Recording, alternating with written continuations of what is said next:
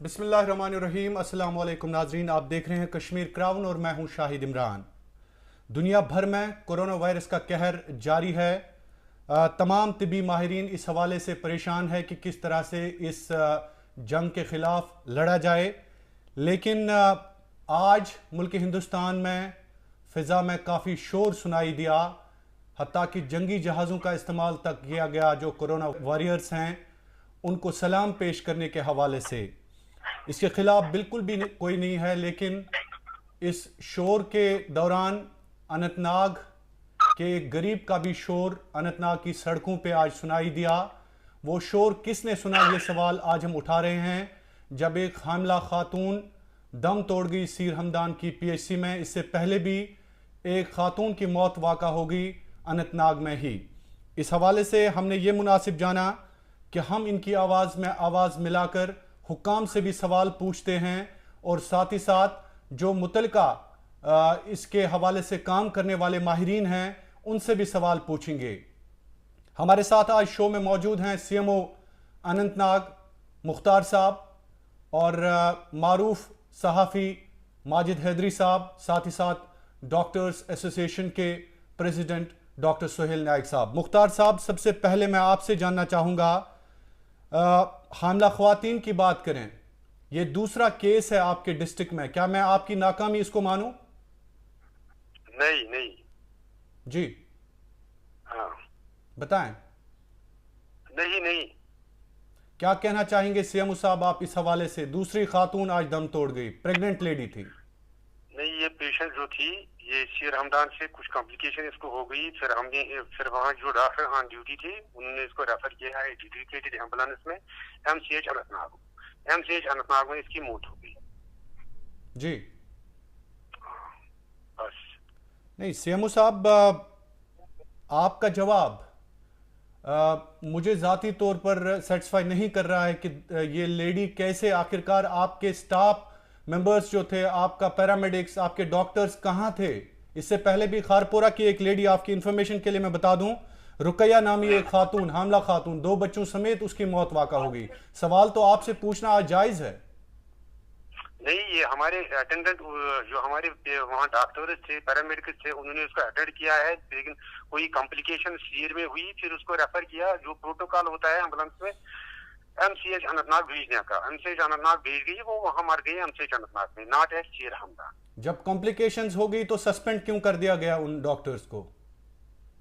वो डीएमओ साहब ने उनको सस्पेंड कर दिया टिल पेंडिंग इंक्वायरी के बाद पता चलेगा उनकी मत कुछ गलती है। डॉक्टर साहब, अगर आज के दौर में भी हामला खातून की मौत वाक़ा होती है हमारे कश्मीर में, तो कोरोना वायरस से कैसे लड़ा जाए? ये तो बड़ी बीमारी है। यस यस जी, कोरोना वायरस से हम लड़ते हैं रोज। सीएमओ साहब, आप सीधे बता दीजिए, आपके पास शायद जवाब नहीं है, अफसोस है शायद आपके पास। नहीं नहीं नहीं नहीं नहीं। माजिद हैदरी साहब, आप सीएमओ साहब से कुछ पूछना चाहेंगे? देखिए शाहिद इमरान साहब, मैं सीएमओ साहब से नहीं पूछना चाहूंगा कुछ, क्योंकि मैं आपको थोड़ा इससे एक बड़े कैनवस की बात बताऊंगा। देखिए, आपकी एक जगह का फेलियर बता रहे हैं, ये सिर्फ फेलियर मेडिकल सिस्टम का नहीं है, ये वहाँ के डिस्ट्रिक्ट एडमिनिस्ट्रेशन का भी है। लेकिन हमें इसको थोड़ा एक बड़े पहलू से इस प्रॉब्लम को देखना होगा कि जो आज जो एक बदतरीन तरीके का जो मामला जो पेश आया अनंतनाग में, हमें उसे थोड़ा बड़े पहलू पे देखना है। बड़ा पहलू ये है कि यहाँ पे हमारे डॉक्टर साहिबान जो है, जो पैरामेडिक्स हैं, वो इस वक्त फ्रंट लाइन वॉरियर्स माने जाते हैं। दुनिया भर में डॉक्टर्स पैरामेडिक्स का हर एक रेस्पेक्ट करता है, लेकिन बदकिस्मती है कि हमारे कश्मीर में डॉक्टर्स और पैरामेडिक्स को सबसे ज्यादा इस वक्त सरकार विक्टिमाइज कर रही है। ये मैं इसलिए कह रहा हूँ क्योंकि हमारी जो ये यूनियन टेरिटरी है, वाहिद जगह है कश्मीर जहां पर के स्पेशल एक ऑर्डर निकाला गया कि कोई डॉक्टर या पैरामेडिक मीडिया पर्सन से बात ना करे, ताकि जो अस्पतालों में खराबी है वो बाहर ना निकले। ये फॉर्मल ऑर्डर है, गैग है। उनको कहा गया कि अगर कोई मुंह खोलेगा तो उनको उनके खिलाफ पुलिस केस किया जाएगा। उसके बाद दूसरा पहलू जो इस सिचुएशन का है वो ये है कि हमारे डॉक्टर्स पैरामेडिक्स को फेक पीपीई दिए जाते हैं। फेक पीपीई देना मतलब होम मिनिस्टर का एक ऑर्डर है, अगर कोई डॉक्टर पैरामेडिक पे हमला करे तो उसके खिलाफ आप लोग उसी टाइम पुलिस केस करो। आप मुझे बताइए शाहिद इमरान साहब कि डॉक्टर या पैरामेडिक पे इससे बड़ा हमला क्या हो सकता है कि आप उनको नकली पीपीई दे रहे हैं।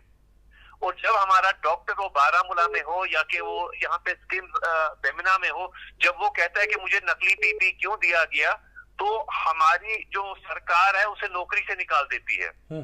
तो यहाँ पर जो कश्मीर में जैसा तो प्रॉब्लम है, देखिए जो अनंतनाग में जो पिछले दिनों से हालात हैं, मैं तो कहता हूँ कि हेड्स मस्ट रोल।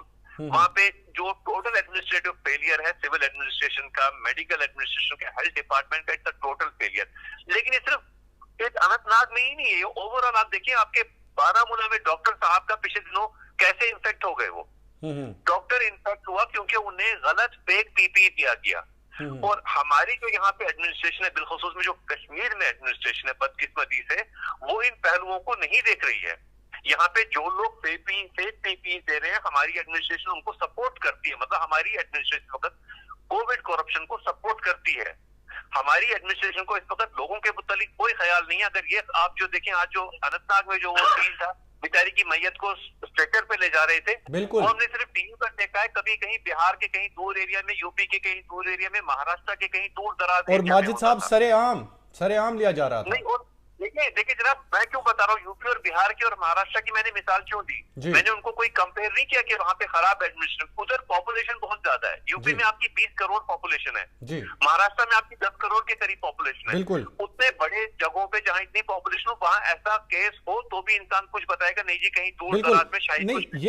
ये सवाल मैं सीएमओ साहब से पूछना चाहूंगा। सीएमओ साहब, ये ऐसे पेशेंट्स को एम्बुलेंस के बिना स्ट्रेचर पे ले जाना मेरे ख्याल में सबसे बड़ी नाइंसाफी है, और इसके हवाले से आप क्या कहना चाहेंगे? ये नाइंसाफी है एम्बुलेंस इसके बगैर, लेकिन हमने जो यहाँ से हमने रेफर किया डेडिकेटेड एम्बुलेंस में, बराबर एमसीएच तक पहुंचाया, वहाँ छोड़ दिया इस बीमार को हॉस्पिटल में, फिर वो मर गई। उसके बाद जब उसकी डेथ हो गई, फिर एमसीएच वालों की जिम्मेवारी थी एम्बुलेंस को देनी थी और प्रोटोकॉल पूरा फॉलो करना था। नहीं सीएमओ साहब, मुझे समझ नहीं आ रहा है कि आपके डिस्ट्रिक्ट में हो क्या रहा है। आखिरकार डॉक्टर्स जो हैं, 2 केसेस आपके सिर्फ कुछ दिनों में होते हैं, 2 हामला ख्वातीन जो है उनकी मौत वाक़ा होती है बच्चों समेत।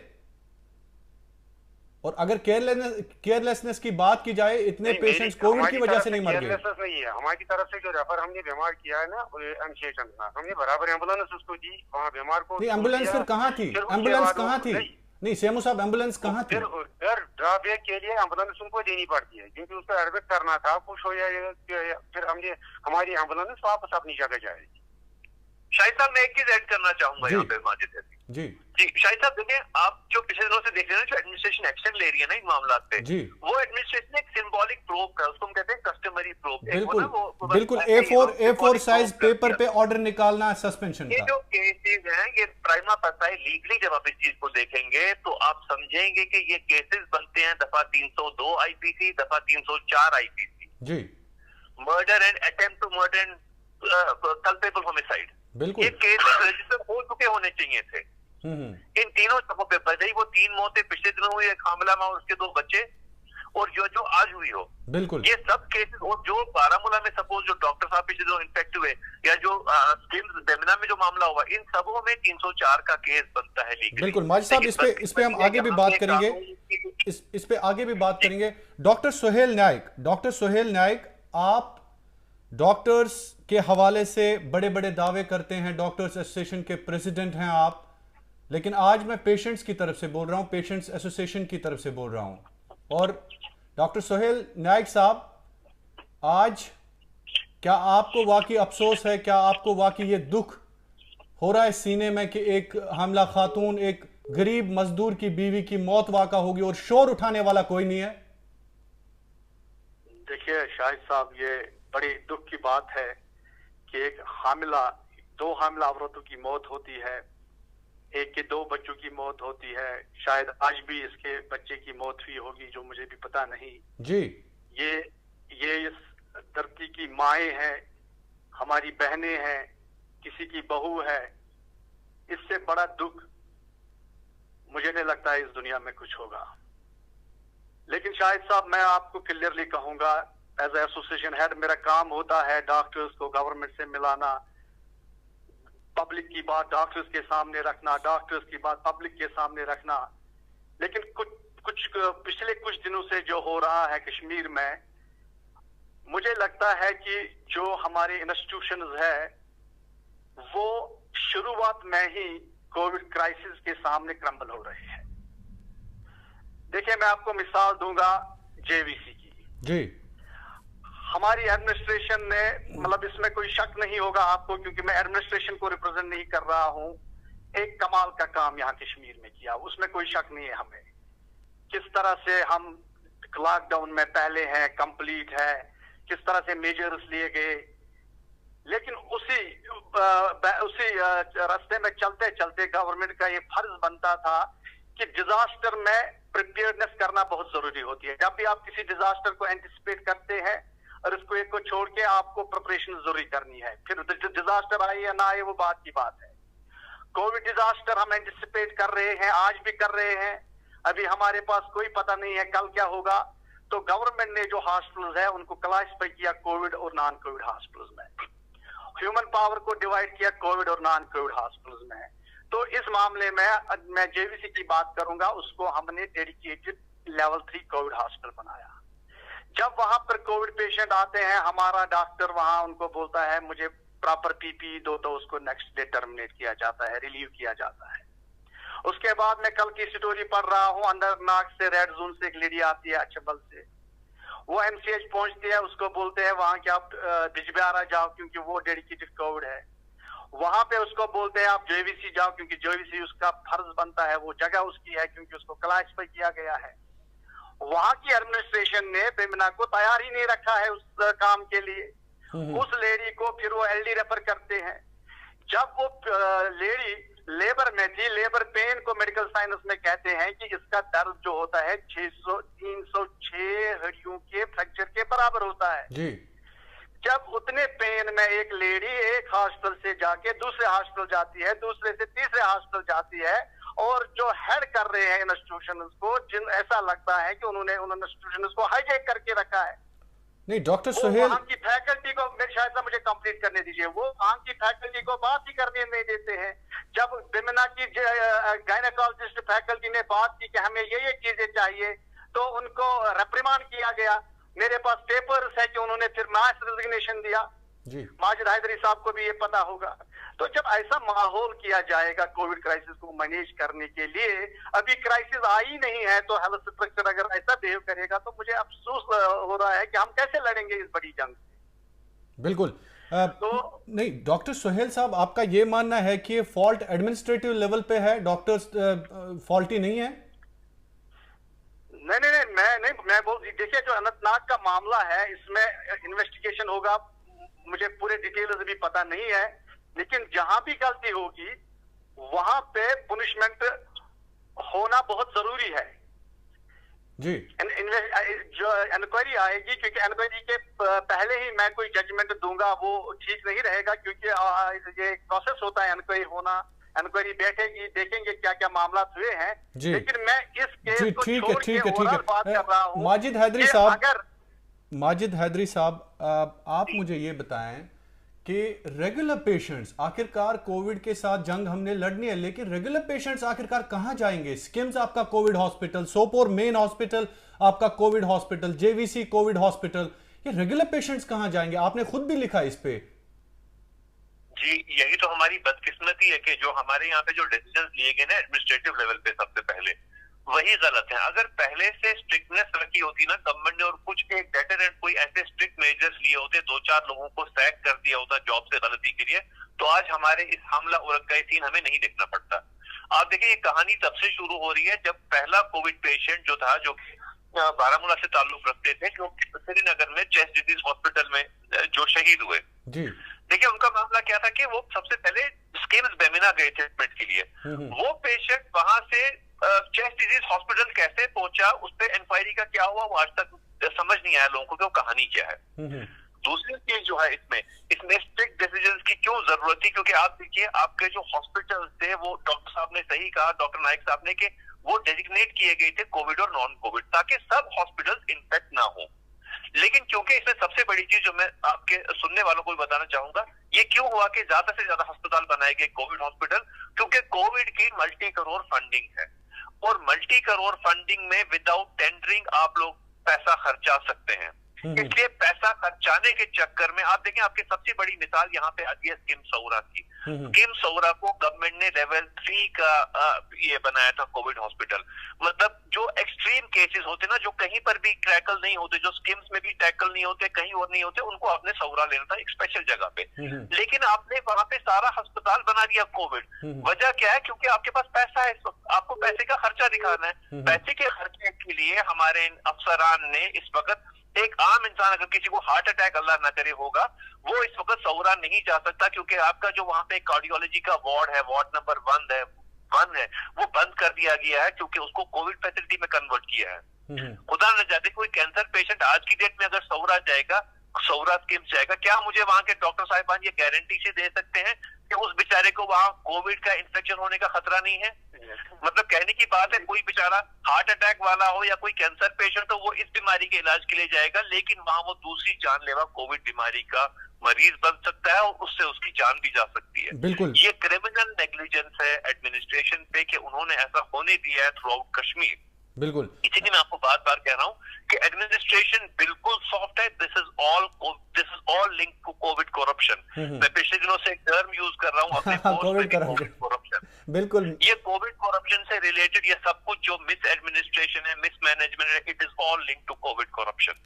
आप मुझे बताइए खुदारा, अगर आज कहीं कोई बीमार हो गया रूटीन में, उसको आप किस अस्पताल में भेजेंगे जी? ये डॉक्टर नाइक साहब ने बात की स्कीम्स, आपके इसकी बेमिना की स्कीम्स बेमिना से 3 सस्पेक्ट कोविड पेशेंट्स को छुट्टी दी गई और उनमें से नॉर्थ कश्मीर आपके शाहिद साहब बारामूला में वो पेशेंट वापस चला गया है। कम्युनिटी ट्रांसफर एक्सपर्ट कह रहे हैं कि उससे हो सकता है। कोई ख्याल नहीं रखा गया, क्योंकि वहां एक स्कैंडल को छुपाना था, इसलिए कोविड पेशेंट को बोला भाई तुम वापस घर चले जाओ। खुदा न चाहते वो अगर सस्पेक्ट पेशेंट वहां फैलाएगा तो ये किसकी गलती है?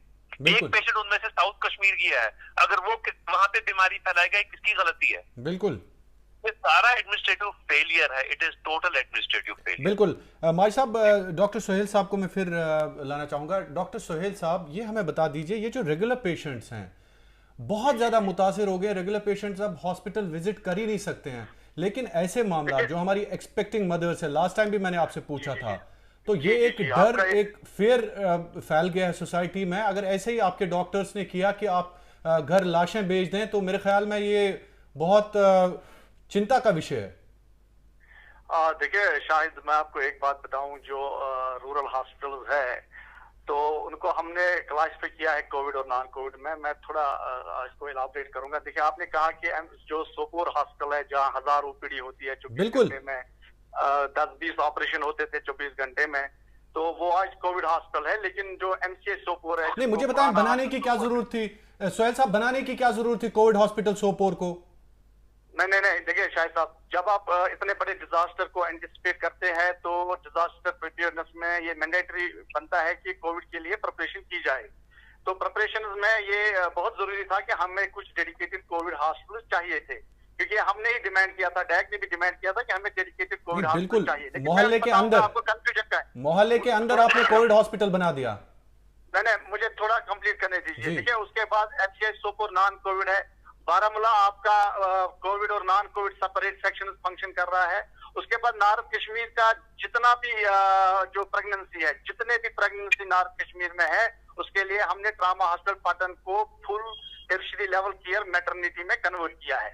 लेकिन उसमें एक शर्त है, पाटन में वही डिलीवरी होगी जो कोविड नेगेटिव होगी, उसका टेस्ट होगा, अगर वो नेगेटिव होगी तो पाटन में उसका एलएसएस होगा या डिलीवरी होगी। लेकिन अगर उस मदर वो रेड जोन से बिलोंग करती है या कंटेनमेंट जोन से बिलोंग करती है या उसका टेस्ट पॉजिटिव है, उसका इलाज डेफिनेटली होगा जेवीसी में। अगर वो वहां कोताही करते हैं तो वो उनका प्रॉब्लम है, क्योंकि कोविड जो जेवीसी है वो डेडिकेटेड कोविड हॉस्पिटल है। बाकी शाहिद साहब, मैं आपको साउथ ले जाता हूँ। साउथ में जो एमसीएच अनंतनाग है वो कैटर कर रहा है नॉन कोविड प्रेगनेंसी, और जो बिजबिहारा है वो कर रहा है कैटर जो है कोविड। कुलगाम कोविड है, आपका मेडिकल कॉलेज अनंतनाग जो है वो दोनों कोविड नॉन कोविड को सेपरेट करके कैटर कर रहा है। और उसके बाद मैं कहूंगा शाहिद साहब, जो हमारे primary health centres rural health care system में है, वो हमने बिल्कुल फंक्शनल रखे हैं for the immunisation, for the other health package.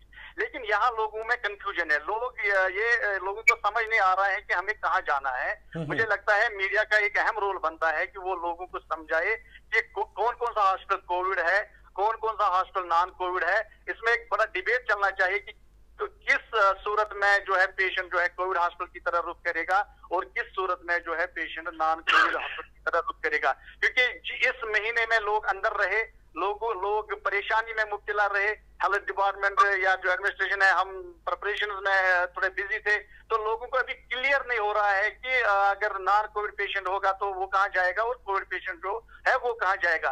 क्योंकि मैं आपको ये वाज़ह कहूंगा कि जो हेल्थ केयर डिपार्टमेंट है, हमारे डॉक्टर्स डिवाइडेड है आज कोविड और नॉन कोविड रोस्टर्स में।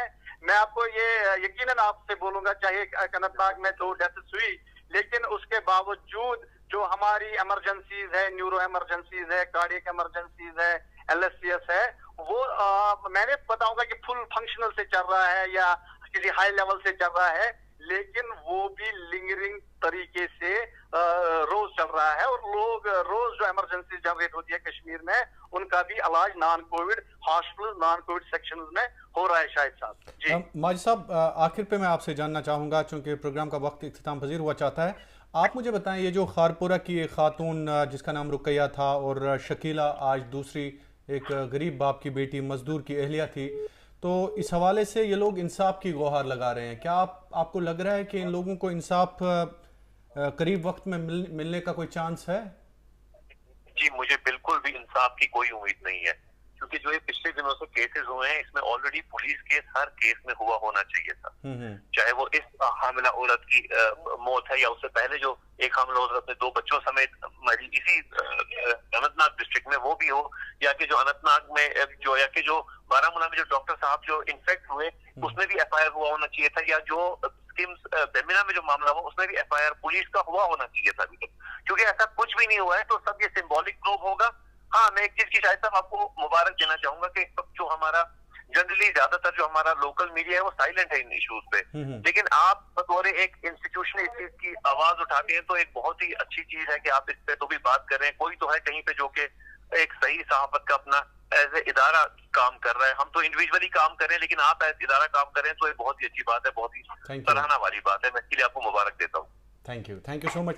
डॉक्टर सोहेल, आपके लास्ट रिमार्क्स में जानना चाहूँगा, कम से कम इन फैमिलीज़ के हवाले से बता दीजिए जिनको एक उम्मीद वाबस्ता है आप जैसे लोगों के साथ, आप सरबराह हैं डॉक्टर्स एसोसिएशन के, अगर आज भी आप अपने डॉक्टर्स के हक में बात करेंगे या उनको बचाने की कोशिश करेंगे तो मेरे ख्याल में ये नाइंसाफ़ी होगी।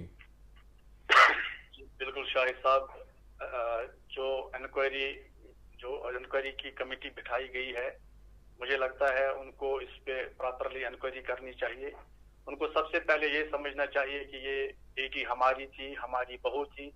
इस जो ये मैटरनल मोर्टेलिटी रेट है, हम मैटरनल मोर्टेलिटी रेट के खिलाफ हमेशा है। हम ये बोलते हैं कि कोई भी माँ नहीं मरनी चाहिए, क्योंकि इससे एक खानदान नहीं 2 खानदान उजड़ जाते हैं। जो बच्चा उनके कोई बड़ा होता है वो यतीम हो जाते हैं। मैटरनल मोर्टेलिटी रेट एक मतलब समझे एक पूरा खानदान को उजाड़ देती है।